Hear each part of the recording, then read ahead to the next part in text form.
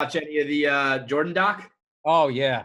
What'd you Yeah. think? And what I love about it is what a lot of documentarians and press people are criticizing, saying that, well, Jordan had final edit and blah, blah, blah, and all that. And it's like, well, finally, after like almost 40 years of you guys telling this story. That's a great like, point.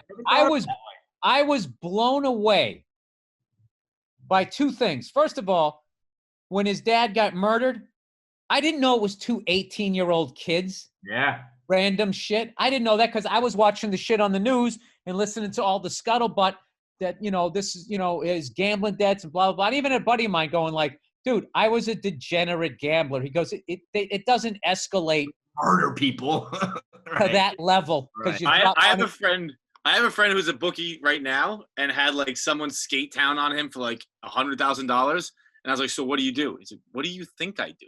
Like nothing. Like, he just don't get $100,000. Now there probably are better bookies than him, but he's like, nothing. That kid just lives in Chicago now. Like, I'm never getting my money. Yeah, well, here's the thing. He's going to do that again in Chicago unless he gets help. And eventually he's going to get the ass kicking he deserves. But the thing about it was the money. Like, I love that he cleared that up and how he really called the press out on their bullshit. And then what else I was blown away by was what an incredible teammate he was and how coachable he seemed to be, and how, when he fought Steve Kerr, Phil Jackson could still kick him out of practice. Mm-hmm. I mean, this guy was making like $100 million selling sneakers and shit. And he's like, Michael, you're out of here. And then he's like, I felt bad. I felt like this big. I beat up the smallest guy in the team. And yeah, he said going into it, you're all going to hate me and you're going to learn I was a tyrant. And it was like, all right, there was the Steve Kerr story. He shit all over Scott Burrell. And apparently he was mean to Will Perdue. Like that really seemed like it. I mean, maybe there was more they didn't talk about, but it was like, if that's all you're talking about, Michael, I think you're okay. And his first coach, I heard he ran his first coach out of town, and I found out he loved the guy. Right. So it's just like, I really think, though, there's a thing where, for like athletes, like in acting, right? If you're the guy, like some of the stuff, the shit that Pete got was, I was joking with him. I was like, Pete, you can't be on SNL, be starring in a movie and banging all these models and famous people and not have people just hate you just because they want your life. Right.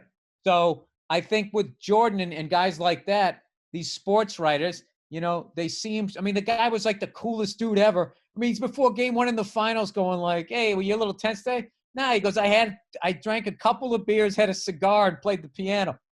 I'm just sitting there going like, so the dude who guarded you that night is smelling your breath like you were just at a cookout, you reek of a cigar, and you're dropping 39 on him? I mean, how fucking demoralizing that must have been. Yep. I already loved Michael Jordan. I already thought that he was the greatest of all time, and no one even came close, I felt. And having watched that documentary, to now see what kind of a teammate he was, how loose he was, and, the whole time, sitting there with that cigar and that little thing of scotch or whatever he had, and you knew at some point that was going to get lit up and all. I was just like, it made me, that's the thing, it made me miss doing stand-up, being back on stage, because I was like, while this is fresh in my mind, how contagious his drive was. Because I know a couple of people going like, yeah, that guy's like crazy, right? And I was like, no. That's me. I don't want to do that, right? Oh, yeah. No, I mean, nobody's that guy, but but you either have that, you either see that as like inspirational and you should be that way, or you see it as like, oh, that's weird. Like he's like on a whole other level. But I think it's admirable. I think everybody should be more like that, Yeah, it's why 99% of us don't have abs. We all want abs. Right. We can all do the work for 2-3 days and then we just fall off. Guys like him never stop. They keep going, and it's just like, it becomes a work ethic thing, and it becomes part of your DNA the more and more you do it. It's weird. You can actually train yourself to achieve. It's nuts. I think they say it takes 30 days to form a habit. I've been working out a little bit during quarantine, a good amount actually. I'm gonna give myself some credit. I worked out a good amount, it might take you 60 days. I bet it's been 3 months, right? If I stop working out after this, I'm gonna be pissed, and I won't blame myself, but I'm gonna be pissed at whoever told me it took 30 days for a habit. Yeah, you always hear, it takes 6 weeks. There's all different kinds of numbers, but I found, I wasted a lot of years of my career just being gloomy and morose and not understanding that I had the gifts. I just had to develop them. I was a decent writer, and I could, and now I've just been able to, once I got it going and saw a little bit of daylight, I just kept doing it. Right. And I always try to tell people, like, because once you're there, it's like, well, shit, you just, you're you. It's like, I wasn't, though. Right. I think more so really bad than in any other profession. I think comedians get that the most, where it's like, oh, this guy's selling out arenas. He's like, it's great. It's like, well, I sucked for 30 years, and people don't think about that. We're not sucked, but grinding through it. No, it's true. No, it's true. But there's also, like, I used to not know how to write a script. Mm-hmm.